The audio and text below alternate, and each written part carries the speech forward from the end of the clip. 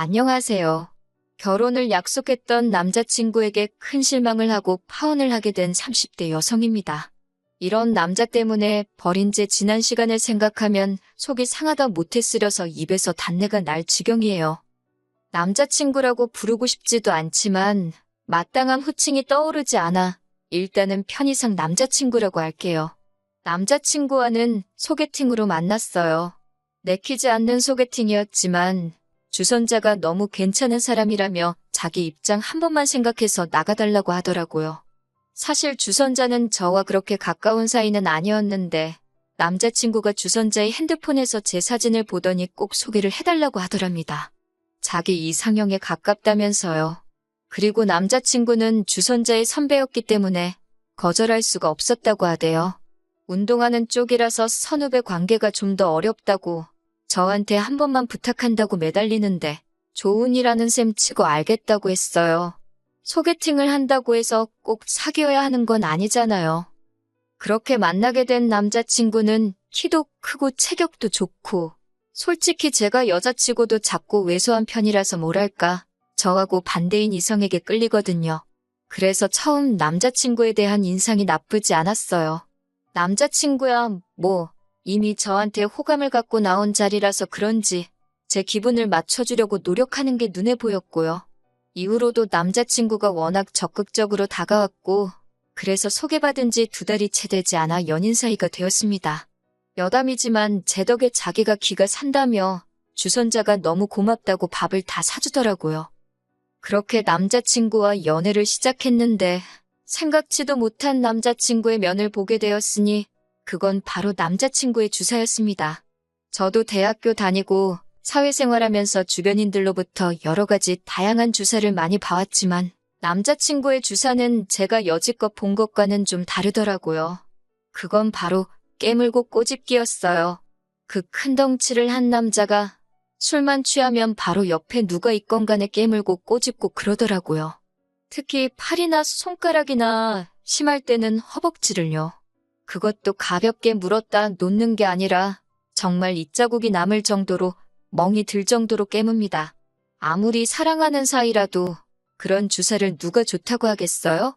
더군다나 저 같은 경우 취해도 주사라고 해봤자 어디 구석에 가서 잠이나 자는 게 전부였지 절대로 남에게는 끼치지 않거든요. 아무튼 그래서 남자친구와는 연애 초반에 몇 번 술을 마시긴 했지만 이후로는 아예 술자리를 피했습니다. 고치라고 몇 번이나 말했지만 노력해도 안 된다고 하고 그리고 솔직히 술 취한 사람이 노력을 어떻게 하겠어요? 그냥 같이 술 안 먹고 술자리에도 못 가게 하고 그런 식이었지요. 그러다 작년 어버이날이었어요. 저는 본가에서 살고 있었지만 남자친구는 서울에서 자취를 하고 있었거든요.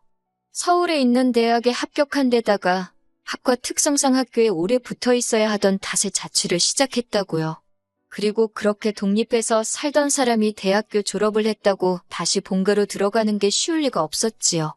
어차피 직장도 서울에서 잡아야겠다 싶어서 그렇게 서울에 자리를 잡게 되었답니다. 참고로 지금은 생뚱맞게 인테리어 회사에서 일을 하고 있어요. 한편 보통은 어머님께서 남자친구 집에 종종 오셔가지고 반찬도 두고 가시고 청소도 하고 가시고 그러더군요. 지나가는 말처럼 남자친구가 저더러 어머님 오시는 날 맞춰서 자기 집에 오라고 그래서 얼굴도 투과하면 좋겠지 않냐고 하는데 몇 번을 거절했네요. 솔직히 결혼 이야기가 나오기 전까지는 남자친구 집에 가고 싶지 않았거든요. 친구 이야기라 제가 이렇게 말하긴 뭐한데 제 친구 중 하나는 자기가 무슨 우렁각시라도 된다고 생각을 하는 건지 남자친구가 출근하고 없는 집에 가서 쓸고 닦고 아주 그냥 정성도 그런 정성이 없더라고요. 아니, 말이 좋아 정성이지. 고생도 사서 한다 싶었지요. 뭐, 제가 나설 자리는 아니라서 적당히 하라고 한마디 하고 말았지만요. 그러다 작년 봄 처음 결혼 이야기가 나왔습니다. 그리고는 얼마 지나지 않아 어버이날이 다가오니 남자친구가 이번엔 같이 인사드리러 가자고 하더라고요. 프로포즈까지 승낙한 마당에 안 간다고 하는 것도 좀 말이 안 되는 것 같아서 그래서 내려갔어요. 서울에서 차로 2시간쯤 거리더라고요. 제가 원래 참을미가 심하기도 하고 긴장도 돼서 그런지 가는 내내 속이 좋질 않았습니다. 그렇게 도착한 남자친구의 집은 평범한 가정집이었어요. 남자친구가 이제 보니 아버님을 꼭 빼다 닮았구나 싶을 만큼 아버님도 체격이 좋으시더라고요. 어머님은 아들이라면 껌뻑 넘어가는 분이셨고요. 남자친구 집 근처 맛집에서 회를 사서 갔는데 아버님이 이 좋은 날 술이 빠질 수 있겠냐며 어디선가 소주 몇 병을 가지고 나오셨습니다. 저는 속이 좋질 않아서 술은 마시고 싶지 않았는데 어른이 주시는 잔이라 거절하기가 어려웠네요. 반면에 남자친구는 자기 부모님이라 그런지 거침없이 들이키더라고요. 그러더니 그 주사가 어디 가나요? 옆에 앉아있는 저를 깨물고 꼬집고 난리가 났습니다. 그런데 어머님도 아버님도 말리기는커녕 괴로워하는 제 반응을 재밌어 하시더라고요. 어이가 없어서 저도 술도 꽤나 취했겠다.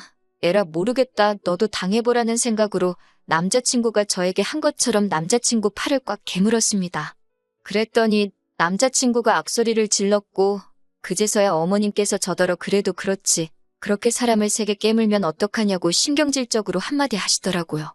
제 팔이 무슨 개뼈다귀 마냥 남자친구한테 물리고 있을 때는 귀엽다 웃기다 하시던 분이 너무 짜증이 나서 이번엔 식탁 밑으로 남자친구 발을 꾹 밟았어요.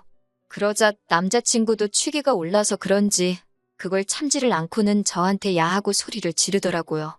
그래서 왜 하고 저도 받아쳤습니다.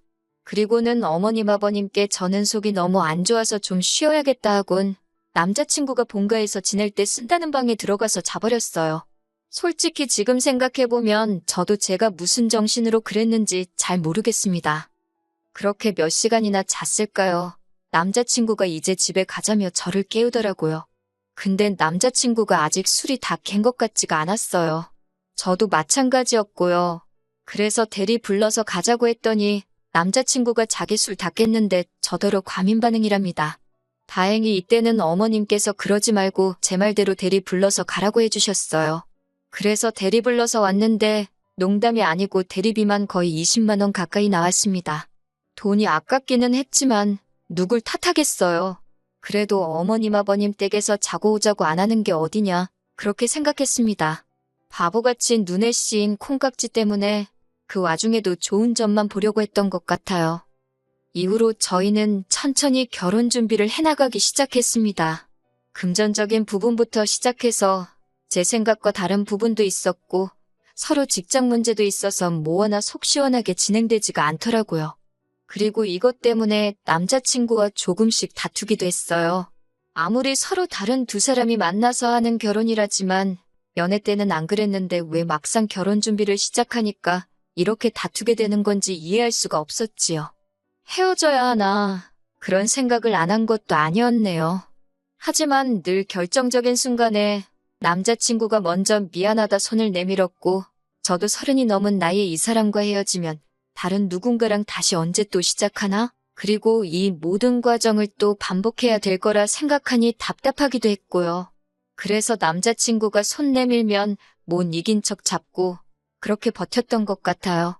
다른 사람들도 별반 다르지 않을 거라고 스스로를 이해시키면서 말이에요. 한편 그러다 지난 늦은 가을에 저희 어머니가 큰 사고를 당하셨어요.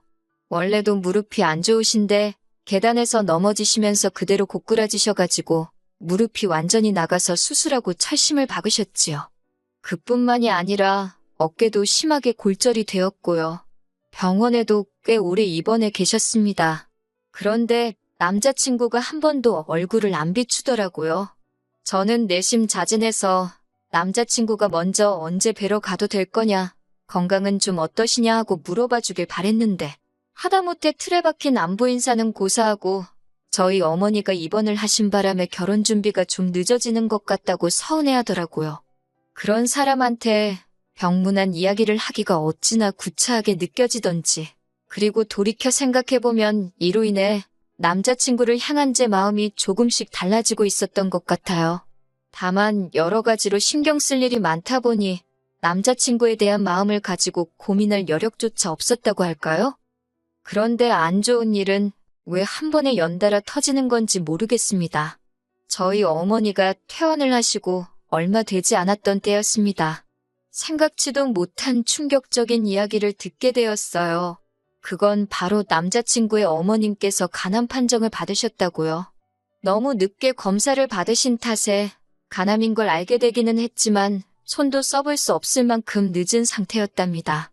의사 말로는 길면 3-4달은 버틸 수 있을 거라길래 그때부터 남자친구와 저도 결혼식 준비에 박차를 가했어요. 집이고 혼수고 그런 건 나중에 해도 된다. 일단 식부터 빨리 올리자며. 그런데 솔직히 털어놓자면 저는 마음이 불편했어요. 저도 여자고 결혼에 대한 저 나름대로의 기대치라던가 그런 게 있었으니까요. 그래서 갑자기 번갯불에 콩거 먹듯 준비에 박차를 가하는 게 내키지 않았네요. 하지만 동시에 비록 한 번밖에 뵌 적 없는 어머님이셨지만 마음이 쓰이더라고요. 복잡한 심정이었네요. 하지만 어머님께서는 한 달도 채 버티지 못하고 세상을 떠나셨습니다. 한 달은 마음의 준비를 하기에도 부족한 시간이었고 남자친구에게는 어쨌든 갑작스러운 일이었지요. 그렇게 어머님 장례식장에 저는 당연히 갔습니다. 회사에 휴가를 냈고 그렇게 3일 내내 남자친구 옆을 지키며 조문객을 맞았어요. 비록 결혼은 하지 않았지만 그게 마땅히 제 할 도리라고 생각했습니다. 저희 부모님께서도 안타까워하시며 부의금으로 50만 원 보내셨고요. 그렇게 장례식이 끝나고 한 일주일쯤 지났을 때였어요. 결혼 이야기는 다시 올스탑이 된 상황이었고요. 그런 와중에 하루는 늦은 밤이었는데 밖에서 고래고래 누군가 제 이름을 부르는 것 같더라고요. 그래서 내다보니 세상에 한눈에 봐도 남자친구가 고주망태가 되어서는 아파트 단지 내에서 그렇게 시끄럽게 저를 찾고 있는 게 아니겠어요? 제가 놀라서 뛰어내려갔습니다. 그랬더니 남자친구가 제 어깨를 딱 잡고서는 저더러 한다는 소리가 저희 부모님 후회할 거랍니다. 자기가 저랑 결혼하면 저희 부모님한테 어떻게 하는지 한번 두고 보래요. 저는 이게 무슨 소린가 제 귀를 의심했지요. 무슨 소리를 하는 거냐고. 정신 차리라니까 어떻게 어머님 장례식에 저희 부모님이 안 오실 수가 있냐고 그래요. 하지만 저희 어머니는 수술로 인해 여전히 혼자 거동이 어려우신 상황이었고 아버지께서는 직장에 나가셔야 했으니 당연한 거 아닌가요?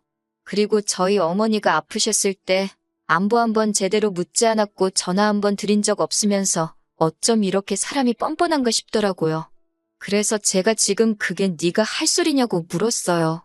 100번 양보해서 우리 부모님이 안 가서 네가 서운하다고 쳐도 뭐 나랑 결혼하면 우리 부모님한테 뭐 어쩔 거냐고 그게 지금 협박이냐고 따졌지요. 무서워서 너랑 결혼하겠냐고 헛소리 짓거리는 거 보니 너랑 결혼 못하겠다고 헤어지자 했습니다.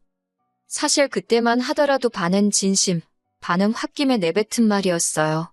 그런데 제가 헤어지자고 하니까 순간 남자친구 눈빛이 살기를 보였다고 할까요? 순식간에 제 손목을 낚아채고 안 놔주는데 이대로 물어뜯거나 비틀어버릴 것 같아서 소름이 확 끼치더라고요. 그래서 저도 모르게 아빠 하고 소리를 꽤 질렀습니다. 그리고 그때 생각지도 못한 일이 벌어졌어요. 저희 동뿐만 아니라 옆동과 앞동 아파트에서 몇몇 아저씨들이 뛰쳐나오셨거든요. 아마도 딸 있는 아버지들이 순간 내 딸이 소리를 질렀나 싶어서 반사적으로 튀어나오신 것 같았지요. 그리고 그 안에는 저희 아버지도 계셨습니다. 저희 아버지를 포함해 순식간에 모여든 중년의 아저씨들이 남자친구가 제 손목을 비틀다시피 잡아챈 걸 보고는 남자가 여자한테 뭐 하는 짓이냐며 당장 놔주라고 호통을 치기 시작하셨어요. 특히나 저희 아버지는 몸도 약소하신데 그럼에도 불구하고 당장이라도 남자친구를 때려눕히실 기세로 달려드셨지요.